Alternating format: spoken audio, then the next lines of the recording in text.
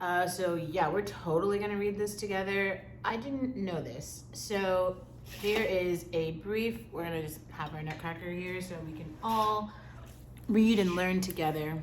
Ready? In a nutshell, a brief history of nutcrackers. That's you.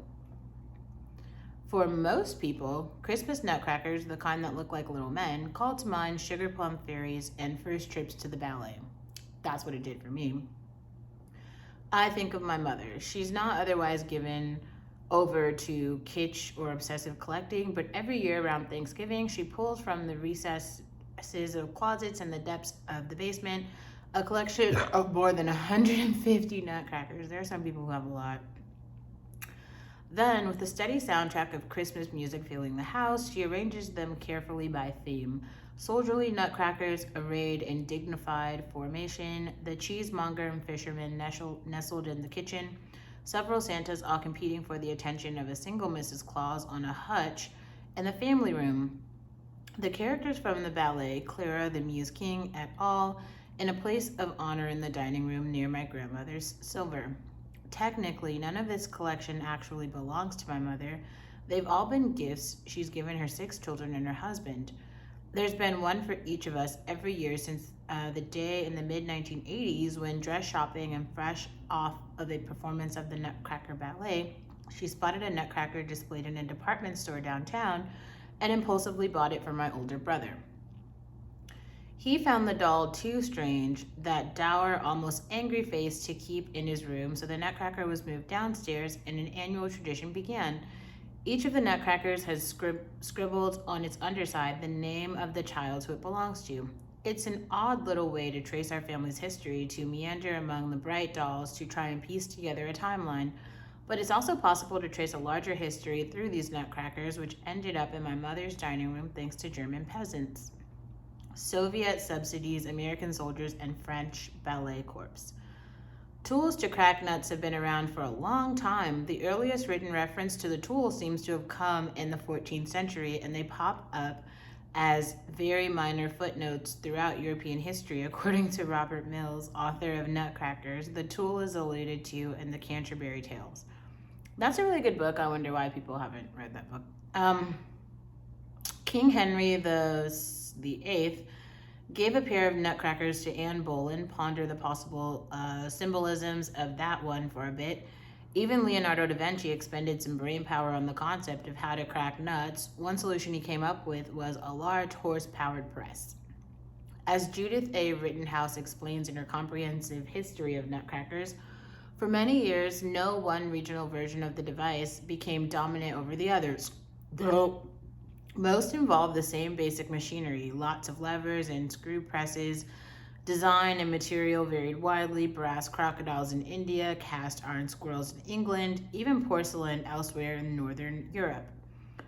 Wood was the most common material, and it's what German woodworkers in Erzenberg region turned to in the late 17th century when they began carving the earliest versions of the distinctive soldier dolls we know today.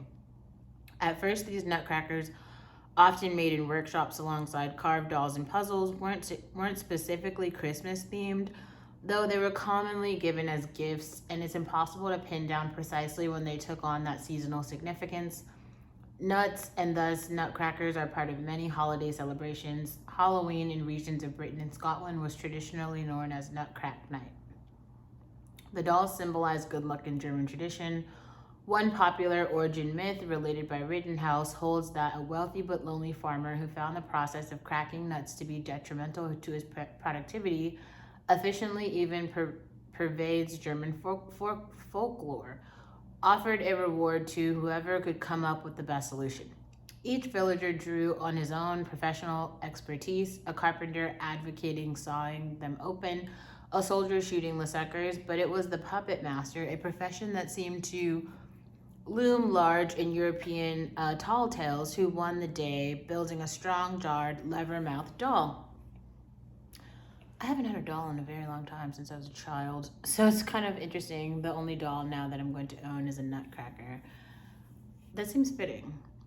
German homes don't typically have more than one of the dolls, And so during the economic times of the early 19th century, the region's toy makers took the road selling their stuff elsewhere. Russia, Poland, Norway demand increased, and by the 1870s, nutcrackers, along with other wooden toys, had begun to be produced commercially in factories.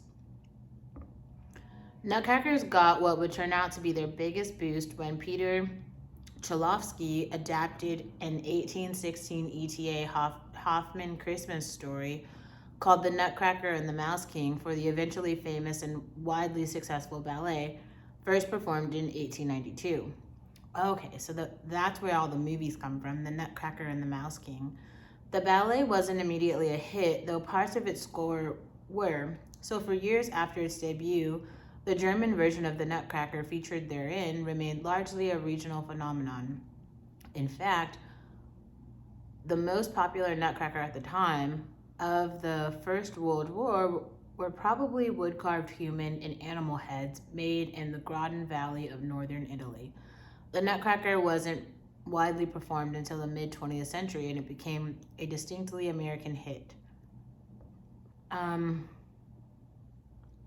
I could go on, but I'm actually going to let you guys read this if you want to continue to hear the rest of the story. I'm more interested in diving into the part about the ballet.